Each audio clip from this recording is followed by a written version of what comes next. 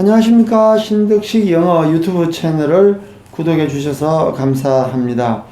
혹 아직도 구독을 하지 않으신 분 계시면 빨간색 구독 버튼을 눌러 주시기 바랍니다. 물론 구독은 무료입니다. 오늘은 귀한 개발자님 모시게 되었는데요.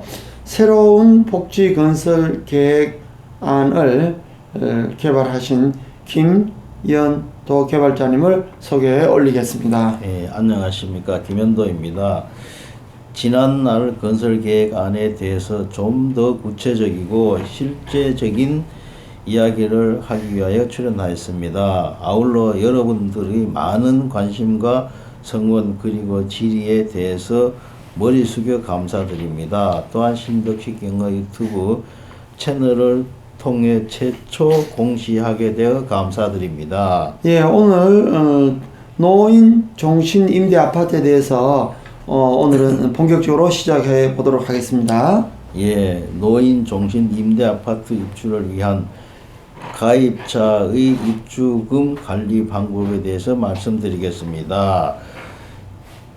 지원 방법은 본 정책안 6 장기사업 계획에 따라 50% 정부 지원금 회사로 지원하고 65세 이상 가입자의 입주금 정부 지원에 따라 25% 회사 부담하고 정부 지원금에 따라 25% 본인 부담합니다. 예를 들면 정부 지원금을 50%라 하고 회사 부담금 25%와 본인 부담금 25%를 합하면 100%라 합니다. 즉 1차 입주금은 정부 계좌, 특정 계좌로 20년에서 50년 정부가 관리하고 65세 가입자의 입주금, 지원금과 회사 부담금, 본인 부담금 100% 중 40% 내 외국 차관 변제합니다. 예, 그러면은 우선 사업인 60대 이상 거주와 식사 제공 및 노후 보장에 대해서도 말씀해 주시겠습니까? 예, 우선 사업 60대 이상 주거와 식사 제공 및 노후 보장에 대해서 말씀드리겠습니다. 우선 사업 60대 이상 주거와 식사 제공 노후 보장으로는 첫 번째 우선 65세 이상 입주할 종신복지 제공 임대아파트 본 정책에 따라 건립합니다.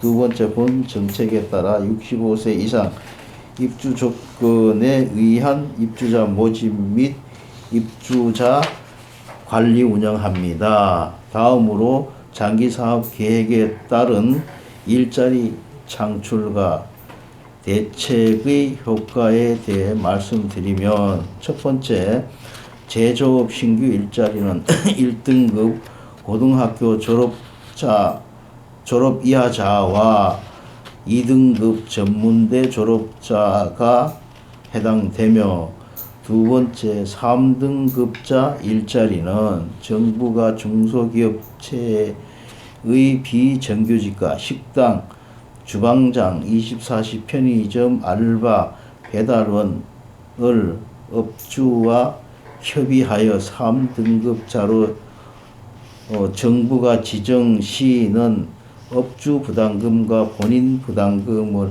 합의 후 지원합니다. 세 번째, 본 정책의 효과는 저소득층과 소외된 계층의 노후를 보장함으로써 사회가 안정되면서 출산 문제가 해결됩니다. 따라서 그 비용 변제는 첫 번째, 정부가 외국에서 차입한 차관 중 오래된 순으로 차관 변제하고 두 번째, 정부가 차입해간 차입금 변제 시 이자는 국고 채권 매입 금리로 계산합니다. 예, 그러면 이어서 65세 이상에 대해서도 구체적으로 말씀해 주시겠습니까? 예, 65세 이상에 대해서 말씀드리겠습니다.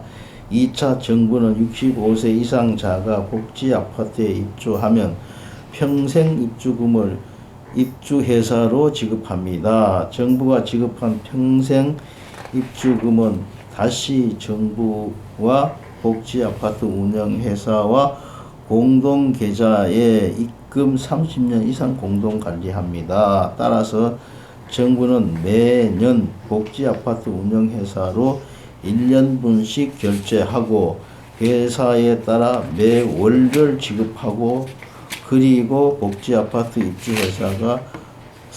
입주자가 사망할 경우 그 다음 해 자녀 입주금 전액을 복지아파트 운영회사로 지급합니다. 따라서 복지아파트 운영회사는 매년 매월별 입주자의 입주금을 정부로 청구하고, 청구 방법은 본 정책안 이 입주 조건에 따라 입주금을 계산하여 청구하며, 복지아파트 운영회사는 입주자의 입주금을 받아서 운영합니다. 예, 놀라운 이러한 주제를 바꾸어서 이제 새로운 개발을 하신 개발자님의 소중한 자산이 만들어지게 된 근본적인 동기에 대해서 다시 한번 강조해 줄 수 있으시겠습니까? 예, 결국은 이 본 정책이 잉태하게 된 근본 동기는 두산중공업의 사건에서 비롯됩니다. 이렇게 신덕직경의 유튜브 채널에서 특허 출연된 본 정책안을 최초로 공시하게 되어서 거듭 감사드립니다. 또한 당연히 이 정책을 개발하게 된 근본적인 그리고 직접적인 동기를 말씀드린다면 두산중공업의 서민주택 갈취 사건에서 기인됩니다. 297가구의 주택을 빼앗긴 성수동 주민 1000명의 피눈물 호소하는 장면을 연상케 됩니다. 첫 번째, 두산중공업은 2004년 3월경 관광버스를 개설하여 성수동 주민들을 역삼동 두산리브 모델하우스에 2일 동안 초청하여 극진한 대접을 하면서 최고 비싼 아파트를 지어서 주겠다고 약속하였습니다. 두 번째, 두산중공업 대표이사 강문창은 2004년 5월과 2005년에 걸쳐 등기 우편으로 책임질 것이니 안심하고 주택을 매각하라고 독촉장을 보내와서 두산을 믿고 조상이 물려준 내 집을 넘겨주고 이주비만 받고 13년째 떠돌이 생활을 하는 것이 명명백백한 것인데, 이 거래가 불공정이 아니면 무엇이 불공정한 거래입니까? 세 번째, 두산중공업은 성수동 주민들 297가구의 보금자리를 사기로 빼앗아서 2017년 7월 두산중공업은 트리마제 아파트를 가장 비싼 아파트로 지어서 대한민국에서 가장 비싼 가격으로 다른 사람들에게 팔아 3천억 정도 먹고 도망가 버렸습니다. 이와 반대로 조합원들은 현 시가로 15억 정도 피해를 보았습니다. 2017년 기준입니다. 네 번째, 하도 억울해서 공정거래위원회에 불공정 행위로 신고했지만 문재인 정부의 공정거래위원회도 재벌기업의 눈치를 보고 있습니다. 다섯 번째, 재벌기업이 약자들의 재산을 갈취한 사건에 대해서는 대한민국 경찰과 검사님들은 정관들의 압력으로 수사도 하지 못한다고 합니다. 지난번 두산중공업의 서민주택 갈취 사건의 연장선상에서 말씀드리는 것은 두산중공업이 대출 후 조합의 공사 계약 요구한 조건에 대해서 설명하고자 합니다. 제조선 하회조서 관련 필요 서류는 다음과 같습니다. 제조선 하회 신청서, 사업 시행권 포기 및 양도 각서, 사업 시행권 양도 위임장, 사업 주체 명의 변경 동의서, 건축주 명의 변경 동의서, 사업 계획 변경 승인 신청서, 건축 관계자 변경 신고서, 사업 시행권 양도 계약서, 사업 건축주 명의 변경 신청서 및 건축 관계자 변경 신고서 제출 위임 동의서, 신탁해지 요청 및 동의서, 백지 보충권 위임장, 변호사 선임을 위한 시행자 명의 공증 위임장, 시행사업 명의로 타 법무법인 선임, 이사회 및 대의원 회의로 조합 총회 회의록 토지 명세서 부연 설명드리자면 두산중공업은 처음부터 성수동 주민들에게 조합 아파트를 공급할 계획이 없었다는 것을 증명할 수 있는 제조선 하회조서 관련 필요 서류와 대출 전 계약 조건과 대출 후 계약 조건 안 제7조와 40조에 의해 조합과 소송하지 않고 제조선 하회조서로 소유권을 갈취할 계획이었습니다. 제7조라 함은 사업부지 확보에 관한 것으로 조합은 2010년 6월까지 전체 사업부지에 대한 토지 소유권을 모두 확보하고 사업지상에 거주하는 토지 소유주, 점유자 및 세입자에 대한 이주 및 명도를 완료하여야 한다. 조합이 대출받은 일자는 2009년 6월 9일자입니다.